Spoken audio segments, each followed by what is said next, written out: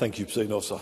Peter Murrell stole at least £400,000 from the SNP, and he simply couldn't have done this without the protection of his wife, Nicola Sturgeon, and his childhood friend, John Swinney.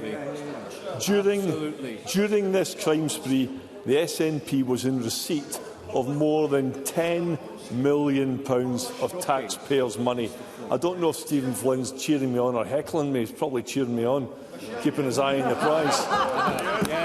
Last week, John Swinney told me that no public money had been stolen. But Mr Swinney also spent years denying the disappearance of ring-fenced independence funds until yesterday, when he suddenly changed his story. So is John Swinney still 100% sure that Peter Murrell didn't get his sticky fingers on any public money?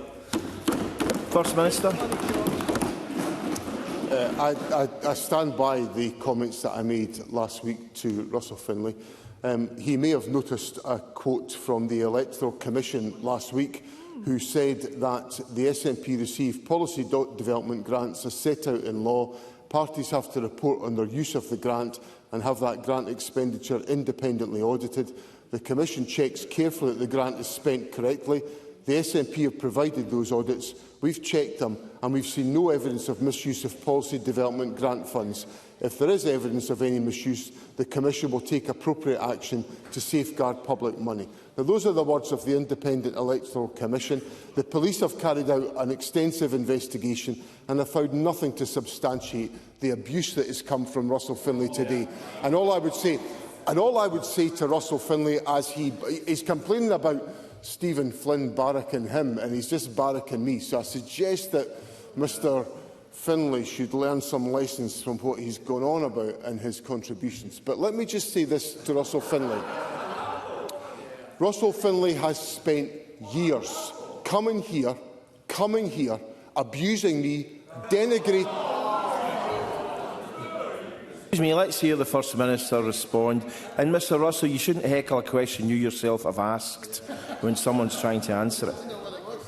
First Minister. Denigrating my personal integrity and my personal reputation.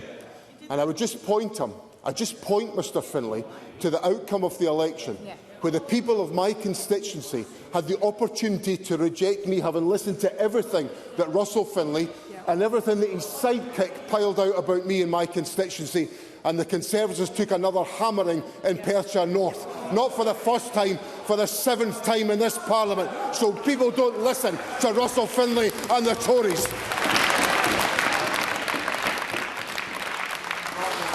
Russell Findlay. Dearie me, what a performance of crocodile tears. That was so sad. The SNP treat taxpayers with the same contempt that they treat their own members.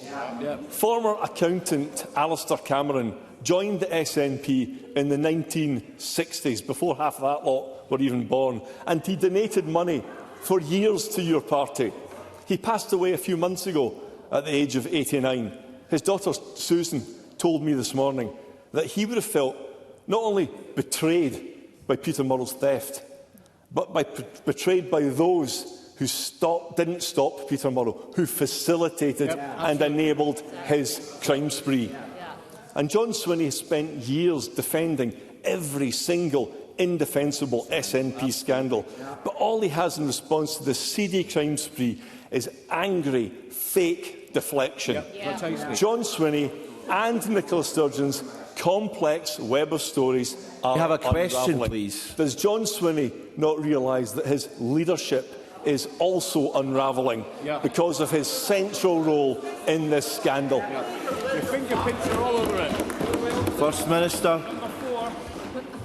What an absolutely pathetic spectacle to bring to Parliament.